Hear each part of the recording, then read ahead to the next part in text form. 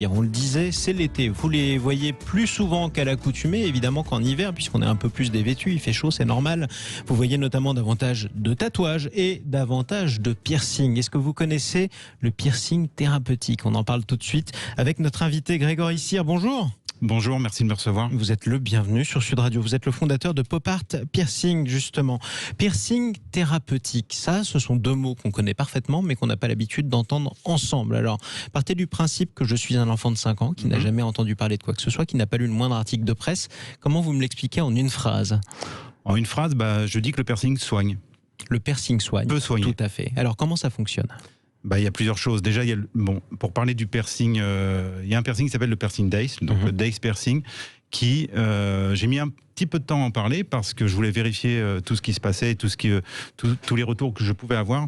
Maintenant, aujourd'hui, avec le recul que j'ai, donc ça fait 12 ans que je suis body piercer, ça fait donc 12 ans que je pratique le piercing et notamment le piercing Dace. Et effectivement, c'est un piercing qui va, dans la majorité des cas, on peut rien garantir malheureusement, mais dans, je peux dire 90% des cas, les gens migraineux aujourd'hui qui ont un piercing Dace n'ont plus de migraine. Là, vous m'intéressez, de plus en plus d'ailleurs, c'est très bien, on en reparlera après l'émission. Comment ça fonctionne? Où est-ce qu'il est ce piercing? Alors, ce piercing, il est donc à l'intérieur de l'oreille, donc c'est difficile à expliquer à la radio, mais... Ça se voit pas, c'est vraiment...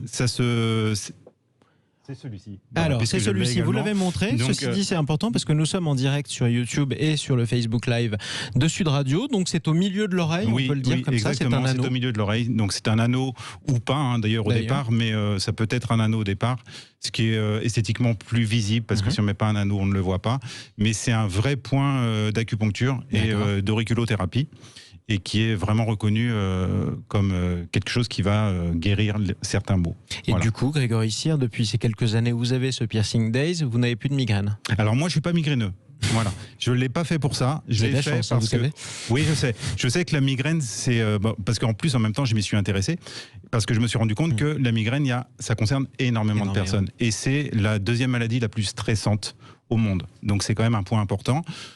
Sachant que moi je l'ai pas fait pour ça, mais parce que au-delà des migraines, ça joue également sur le stress et sur ce que l'on appelle aussi le plexus solaire et ce qu'on appelle la boule au ventre.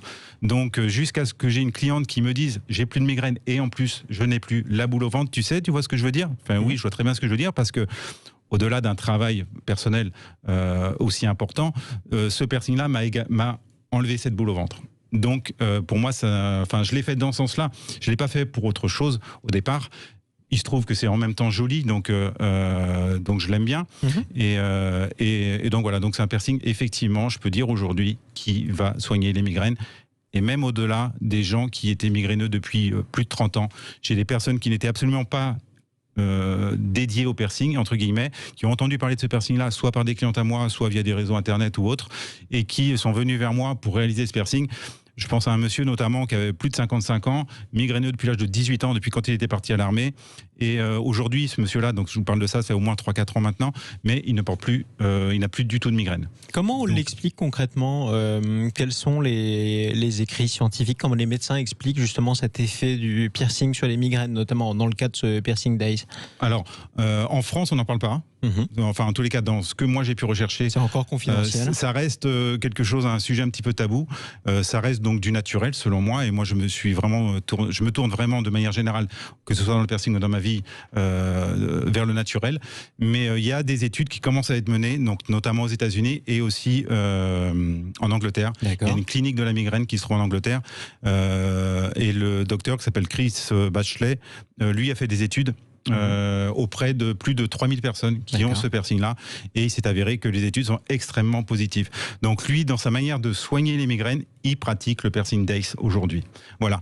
Et en France, donc il y a certains acupuncteurs qui pratiquent pas le piercing Dace parce que le piercing Dace, c'est un piercing, on va percer le cartilage. Et puis c'est permanent, un piercing, alors que l'acupuncture, c'est juste une pression d'une aiguille. Exactement. Et il se trouve qu'il y a 5 ou 6 ans, j'ai une cliente qui est venue, qui avait été voir un acupuncteur qui lui avait mis un espèce de clou, donc à cet endroit-là, mais sans percer le cartilage, juste en perçant la peau. Ce qui fait que le corps le rejetait. Exactement. Elle me demandait si je pouvais lui mettre un piercing à cet endroit-là. Donc là où avait le clou, je lui ai dit non, parce que moi, il faut que je perce le cartilage. Et voilà.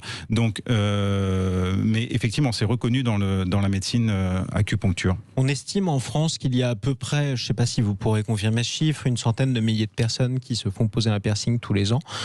C'est beaucoup moins effectivement que les 10% de Français qui sont tatoués, mais c'est quand même beaucoup. Sur ces 100 000 personnes qui se font percer chaque année, il y en a combien à peu près qui adoptent le piercing thérapeutique? Vous en avez une idée?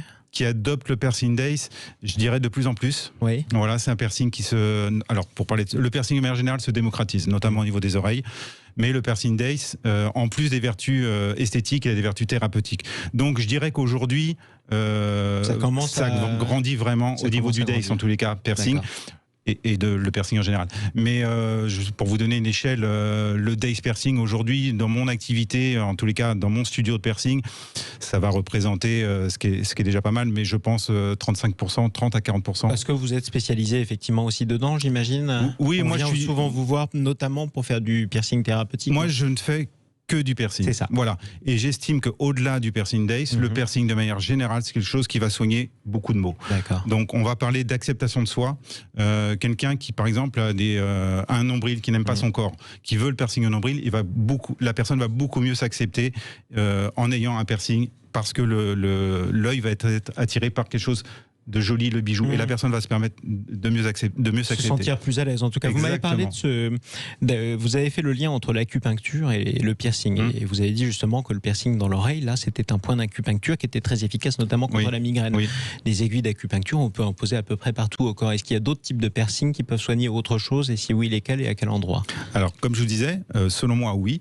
Après, au niveau du bien-être, qui régule un problème de santé, à ma connaissance, il n'y a que le Days. Pour l'instant, c'est le seul qui est avéré, voilà. Oui, maintenant on commence à parler du piercing tragus, qui se trouve dans le petit, le petit cartilage là, hein, le petit triangle que l'on a là, qui régule les problèmes de poids. D'accord. Mais ça, je ne l'ai jamais vérifié. Voilà. Donc ça, je ne m'avance pas là-dessus. Ça commence à sortir un petit peu sur les réseaux, mais moi, en tous les cas, je n'ai jamais vérifié et je n'ai pas de clientes qui ont perdu du poids par rapport à ça. En tout cas, vous l'avez testé, vous l'avez fait, vous l'avez pratiqué, vous continuez à le pratiquer, le piercing Days au milieu de l'oreille. Oui. C'est bon, notamment pour les migraines et pour le stress, dans votre cas, vous qui avez la chance de ne pas avoir de migraine. Quelques questions toutes pratiques. Comment on doit entretenir son piercing? C'est une question importante quand même. Alors, pour parler du piercing, donc on va parler des piercings aux oreilles de manière générale. Moi, comme je vous ai dit, je suis vraiment tourné vers le naturel. Donc j'ai tendance à dire que moins on fait, mieux on se porte. La nature humaine est très bien faite. Le piercing, c'est ancien, hein, ça date de l'époque néolithique. À cette époque-là, on ne mettait pas de désinfectant. Aujourd'hui, moi, je préconise et je donne un protocole dans ce sens où je donne des conseils à faire et à ne pas faire. Et je préconise de ne rien faire, hormis des petites compresses d'eau salée, mais surtout de ne pas dormir dessus. Un piercing, moins on s'en occupe, mieux on se porte. Ne pas dormir dessus, c'est-à-dire? Très important. Parce que tout ce qui va être frottement et appui dans le piercing, que ce soit une oreille, un nombril ou autre, il ne faut pas. Donc on le retire pendant la nuit? Jamais on le retire. C'est un des points importants. On ne retire jamais un piercing. Et donc du coup, on dort de l'autre côté? Exactement. Et ça, c'est important de le préciser. Ça, c'est un réflexe à prendre parce que ce n'est pas forcément une idée qu'on aurait spontanément. Oui, exactement. Et dans le sens où très vite, on n'a plus mal. Donc on se dit, j'ai plus mal, le perceur m'a dit que je ne pouvais pas dormir dessus, mais moi, je peux dormir dessus. Eh bien non. Même si on n'a pas mal, il ne faut pas dormir dessus. Quel est l'effet? Ça va créer des irritations. Oui, ça peut créer ce qu'on appelle des kéloïdes. Les kéloïdes, ce sont des boules de chair.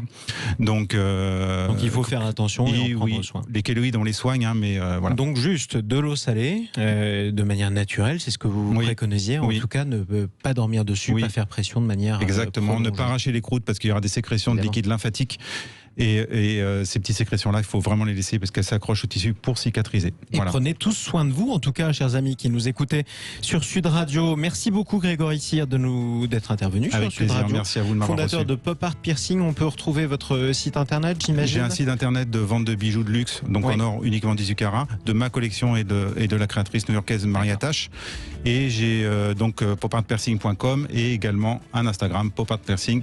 Je répondrai à toutes les questions qui me seront posées avec plaisir. Toutes les questions pour les migraineux dont je fais partie, ça peut toujours vous servir. En tout cas, merci beaucoup d'être intervenu. C'est moi. Sur Sud Radio.